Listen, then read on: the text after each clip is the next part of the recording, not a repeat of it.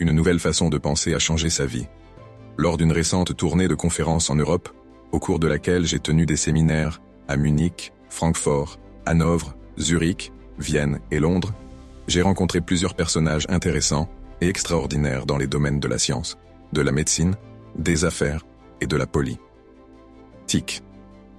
Un haut fonctionnaire du gouvernement m'a rendu visite à mon hôtel de Munich en Allemagne pour me confier qu'il devait son succès et son avancement à la mise en pratique de ce qu'il avait lu dans The Power of Your Subconscious Mind, livre publié en allemand depuis nombre d'années. Il occupait une position sans importance avec un salaire insuffisant. Après avoir lu mon livre, il se rendit compte qu'il était porté à critiquer, condamner et déprécier ceux qui étaient promus à des échelons supérieurs.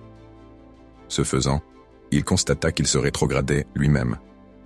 Il avait cessé d'agir ainsi et avait appris à souhaiter du bien aux autres, à les comprendre et à les apprécier pour ce qu'ils avaient accompli. Dès lors, il avait décidé de collaborer et de les accepter tels qu'ils étaient. Il s'était rendu compte qu'en souhaitant du bien aux autres et qu'en se réjouissant de leur promotion et de leur avancement, il se faisait du bien à lui-même. Ainsi, il était venu pour me remercier d'avoir écrit ce livre.